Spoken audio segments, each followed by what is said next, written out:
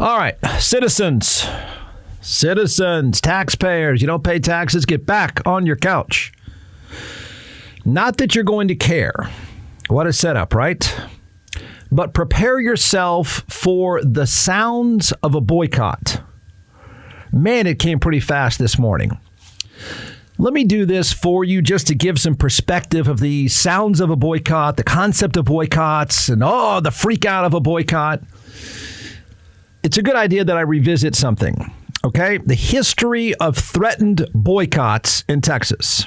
I do think it is important to say, and I'll try to do it as often as I can, citizens, the threat of a boycott. Full disclosure, I'll do it right now. This may shock you. I'm going to be a little skeptical. Yeah, I'm not quite a buyer, but you do what you want with it. Everything you're going to hear, it's not impromptu. It's not, we're mad, we're going to boycott. It's not. Sorry, I was just letting my skepticism filter in already, wasn't I? All right, let me try a more inviting way to do this. Everything you're going to hear is kind of a pattern. In fact, it's not just a pattern. I believe it's all a strategy. Okay, a few years ago, just so you can appreciate some context here, and there is a threat of a boycott, and it is a big deal. If it were to happen, it'd be a really, really big deal. The timing of it is interesting, and I think I can connect the dots why the Final Four in Houston and in Dallas, because remember, the women's Final Four and the men's Final Four are both in the state of Texas. That matters. A few years ago, we had something called the bathroom bill. It was the political play of the day. And it was, just so you know, I think everything is strategic and everything is a pattern. The bathroom bill was, and there's a reason for me mentioning this, because it was a boycott was talked about then, and I think a lot of us believed the boycott was coming. And I think a lot of you are going to believe a boycott is coming of big-time sports in the state of Texas as well. So let's walk ourselves through this for some history. So the bathroom bill was about transgendered people using whatever bathroom they chose. Okay, I'm sorry if I'm offending you. I'm just trying to cut through this as quickly as possible. It wasn't a thing. Okay, it wasn't. And I don't say it's not a thing to offend someone who is transgendered. I'm not doing that at all. What I'm saying is these weren't issues. These weren't problems. The terrible stuff that was predicted wasn't happening, didn't happen, but it took on a life of its own. In fact, I believe we had a special session which cost the taxpayers about $45,000 a day. I believe we had a special session about this, and it was a lot of noise. It was a lot of noise about passing legislation that would prevent transgendered people from using a bathroom of their choice. It became such chum in the water that it was not uncommon to hear people repeat stories like, Jeff, and I believe Lieutenant Governor of the state of Texas even said this. There's going to have junior high boys showering with girls, and everyone's going to be together and naked, and oh gosh, freak out. It was the freak out, right? Okay, so we had the bathroom bill and all the parts that come with it, all the sensational parts that come with it, all the fear mongering that comes with it. Okay, but then you had the threat of a boycott. And I think it was the first time, maybe for a lot of us, it was kind of our first, it was first of all, it's the advent of social media makes everything sound bigger than it really is. It's a great, social media has been the gift that keeps giving for politicians.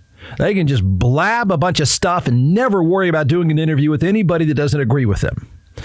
So the bathroom bill sounds a lot like what you're hearing now at the Capitol. It's the exact same template, the exact same noise level, all the stuff going on at the same time. At that time, this is sort of, Austin has been boomtown for a long, long time. But this is sort of the front end of Austin becoming a corporate mecca, Silicon Valley of the Southwest. Facebook, Google, all the big corporate titans were really staking claim in Austin. And this was the bathroom bill led to these giant corporations threatening to leave. If you pass this legislation, we're out. And then, of course, a lot of us thought, well, that'd be a killer blow. Man, that matters. This economy is on fire. Now, let me back up. I do want to say often, and you can, anytime you want to disagree with me, have at it, okay? I'm owning my skepticism about all this. I think it's all BS. I don't believe one single word of it. It's not a thing. Okay, but if you want to disagree, go ahead. You do understand that the economy is booming here not because of politics. You do understand the economy has been booming here for some time because the concept of money following money, talent following talent works. And there's there's a few things that have been in play that have made Austin the economic mecca that it is. I mean, to the point that it's become a joke, right? And that is, one, there is this giant school down the street that keeps churning out really smart people. And you know what they want? They want to live here. They don't want to go back to Plano. They don't want to go back to the beach tar of Houston. They don't want to go back to middle America. They want to hang out here. And you know what? They have a lot of leverage. And so money is chasing talent. Talent is just feeding more money. Investors want to follow them. And so the whole thing is a beautiful cycle of innovation, smart people, and the fact that it's a cool place to live. And the cycle just keeps going. I mean, in some ways, it's, I saw this deal a few years ago. I think the ultimate measure of an economy is really startups. I mean, that's the real measure of what's going on in an economy. And most of the startups in this country have started in just a few places, and this is one of them. And so it just tells you this beautiful, but at the same time, brutal cycle of money following brains and brains creating money. And, the idea economy, that's what I call the economy of the last 20 years. The idea economy has really left rural America behind. All right. So long story short, these companies were threatening to boycott. And so we all thought, and it was a big story. Oh, my gosh, they're going to leave? Facebook's leaving? Google's, that's it? Oh, my gosh, if you guys pass this legislation or keep ranting about this redneck legislation about bathrooms, it wasn't even a problem. It's not a problem. It's not a thing. Wasn't a thing, taxpayers. Not a thing. If they leave, man, this town that I grew up in, it's going to be a ghost town. Oh, my gosh. I'm sorry, did anyone leave? You want to take a look around? Huh. Anyone leave? And now no one's in the offices, but they got buildings. I don't think anyone left. The politicians did what the politicians do. They make up stuff and rant. They freak out. This is when I first learned the politics in the state of Texas is about one thing: freak out grandma. That's it. And somebody's genius. I don't know who they are. I'm going to find them one day. I'm going to say, hey, I got to sit down. You're creative. I believe in this whole concept of incubation. You sit around. In my case, it involves a lot of Cabernet. But I believe in this concept of just incubate and come up with a good idea. Somebody somewhere, some brilliant, at the same time, messed up individual thought, I know the path to success in politics is freak out grandma. So we got to get together, get high, get drunk, get whatever we're going to do, smoke some cigs, and we got to figure out ways to freak out grandma. Bathroom bill. Grandma, they're coming for your granddaughter. Boom, it worked. Tech companies threaten to boycott. I'll ask you, does it look like anyone's left? Okay. That takes us to the next noise of a boycott. And I think the noise is about to pick up. I think you can trust that I'm on the front end of this. I don't know if you're going to care, but it could be interesting if it really happened. But I think you're about to hear a lot of noise. So here we go. This is your next phase. Yesterday, predictably, the Texas Senate passed SB 15. It now goes to the House where it will be approved. The bill was called, can't make this up. Remember what I told you. There is someone or a group of people somewhere who are brilliantly coming up with things to freak out rural elderly Texans. Got it? The bill is called Save Women's Sports Act. That's a SWAPSPA, whatever. There's signs. I look at the Capitol. There's signs. People holding up these blue signs. Now, somebody printed them up. This is all planned. Got it? This is all planned.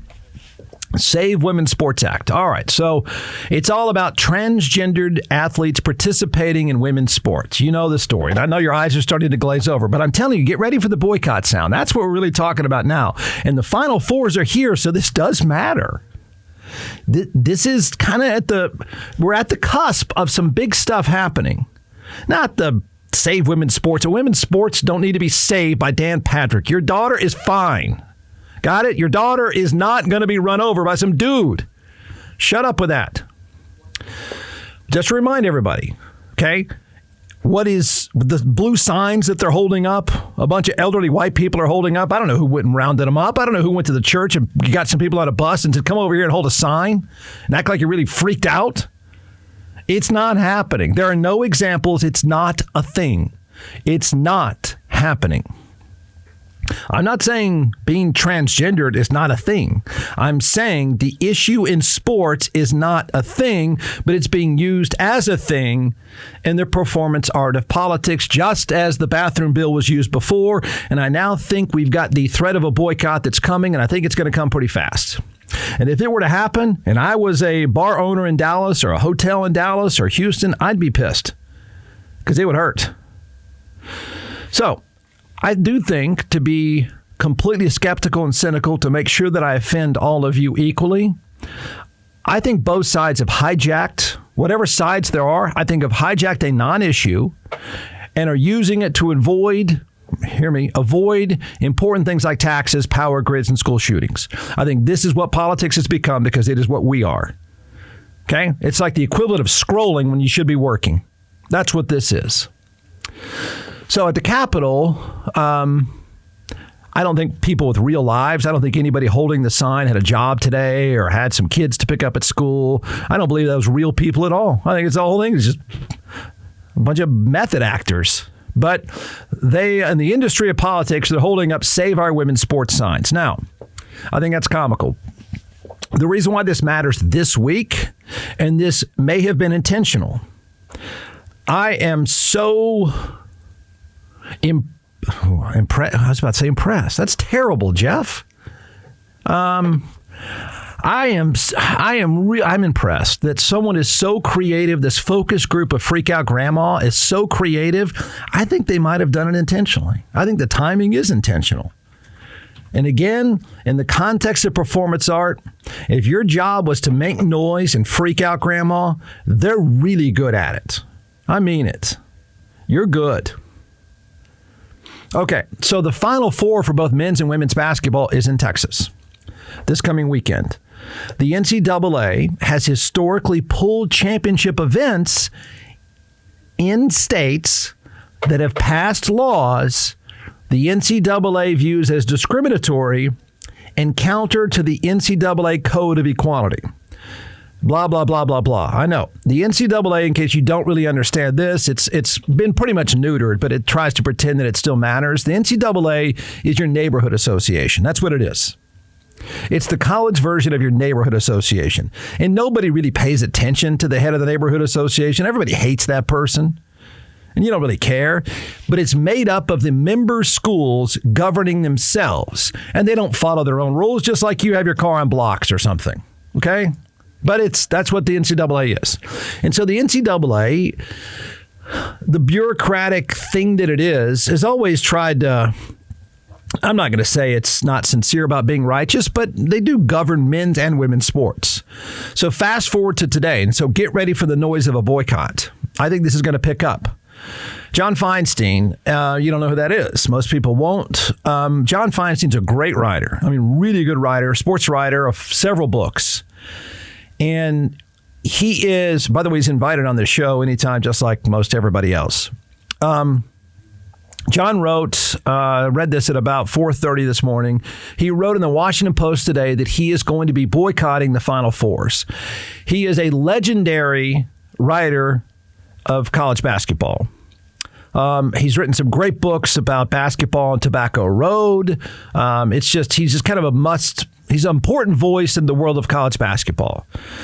He is an influential media voice, and he should be well thought out, well measured, can actually write, all the stuff we don't pay attention to anymore.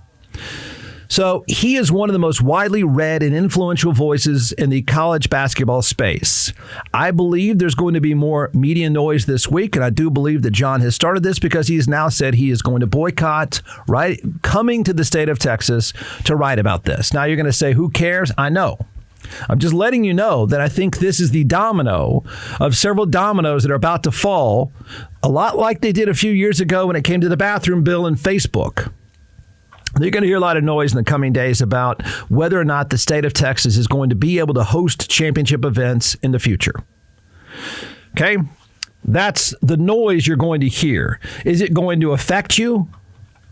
I don't know. You can decide that. I mean, you can decide all this. Oh, it's not a thing. These are not problems. Okay? These are not real problems. None, zero, none. Your daughter's not running into a problem. Nothing is happening.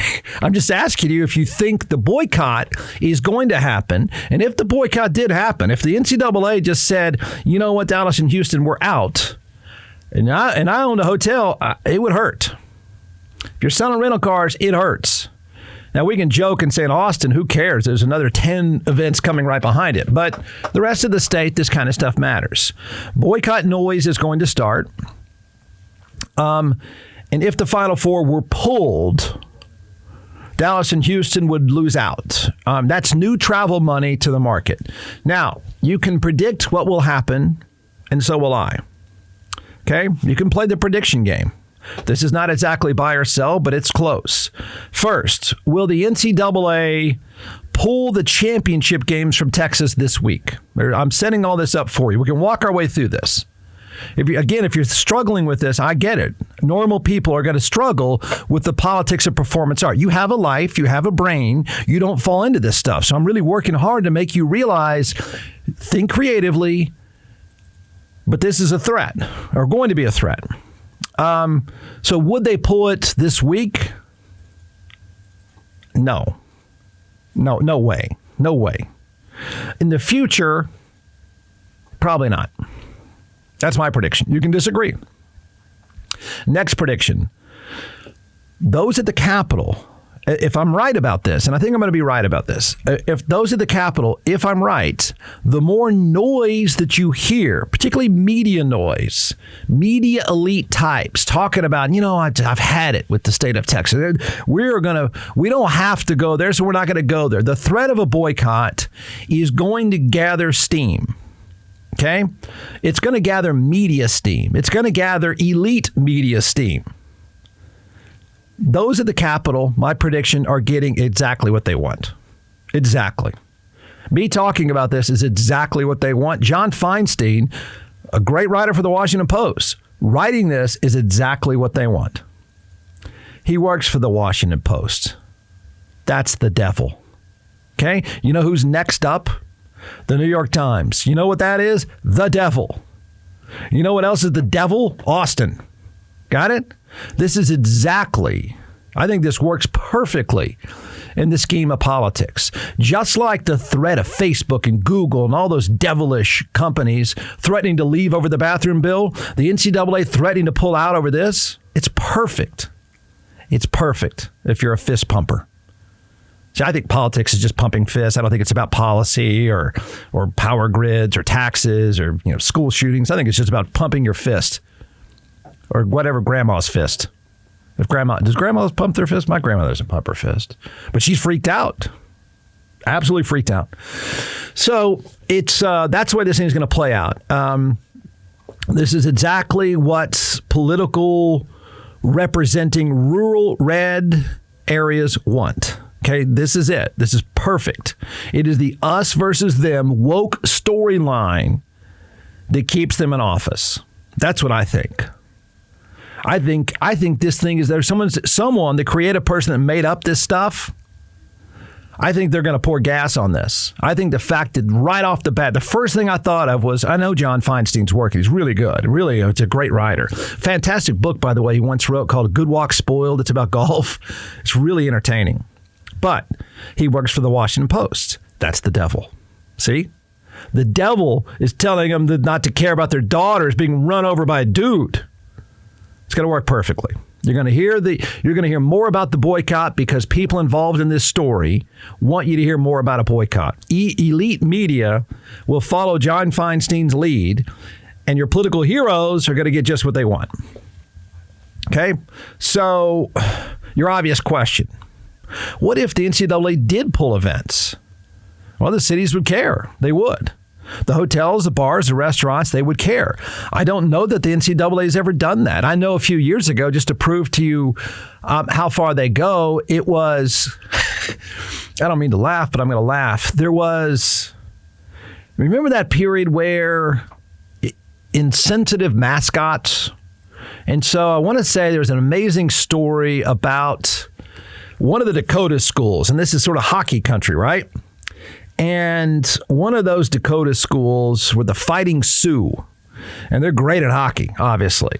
But the Fighting Sioux were continually hosting NCAA tournament games because they're the best hockey program, or one of the best hockey programs in the country. Well, the NCAA, and this was that time period of mascots being offensive. The Fighting Sioux is probably pretty offensive. I can see that. Said, hey, look, you're going to lose out. You either change your name or you're going to lose the NCAA hosting priorities. And it was a big deal. So I think you're going to hear some of that same stuff now. Do I think if events are pulled because of this, do I think the politicians care? No, I do not at all. I think they'll be thrilled. I think they'll be thrilled. If the NCAA came out today at 5 p.m. and said, we heard that Ward, I'm not advocating this, but that Ward guy's right and Feinstein's right and the New York Times is right. We are not going to play. We're moving it to wherever. Denver.